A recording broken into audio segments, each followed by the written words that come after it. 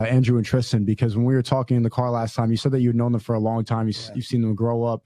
How did that come about? So Tristan, I didn't know too well. I knew Andrew because we had a show. It's our show called Ultimate Warrior Challenge, UWC. Mm-hmm. So if you watch Andrew's first fights and all his records, it says Ultimate Warrior Challenge in Essex, our hometown. That was our promotion. My coach started and I helped develop it with him.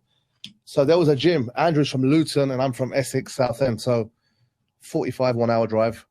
So we'd get the gyms closely because we couldn't afford guys from America. So we're like, you come, you bring your fighters. So I remember this kid and they said his name and I could see him there. At first I was like, okay, he doesn't look imposing, whatever. And he's fighting one guy from our gym.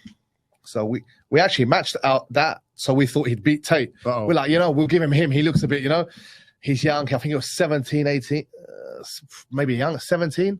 It was semi-pro. So this is not on his record, but the video footage is out there.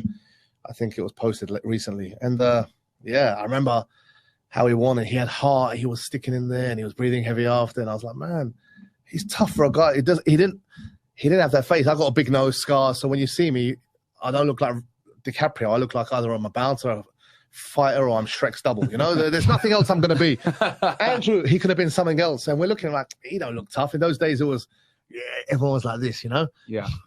And he won in style. And I knew his coach, Amir. And from there, so in those days, the change rooms you share, it's a big change room.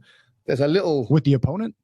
Literally, you've got like a table and you're in that corner. Everyone's just warming up, having sandwiches. Chris, they're over there.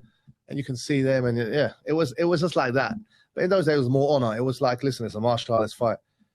Then he'd come every show, we'd invite him. And then I remember even Luke, a guy called Luke Barnett, Andrew beat him on that. We just met him. Yeah. That's what I was saying. He beat Luke on one of our shows in MMA. Luke went on to go on the Ultimate Fighter Challenge. And we built a lot of athletes like that. So Andrew was a regular on our show. So I knew him from there. And we kept in touch on Facebook and this and that. And then every time, because I moved to Dubai in 2008, whoever would come from my old life or that sport, it'll be like, oh, Tam's the go-to guy. For example, if I come Miami now, I'll be like, Myron, I'm coming. Absolutely. Let's reach out Myron's there or wherever you're from the States. So it was like that. Miami, Miami now too. So with that, Andrew, everyone reached out.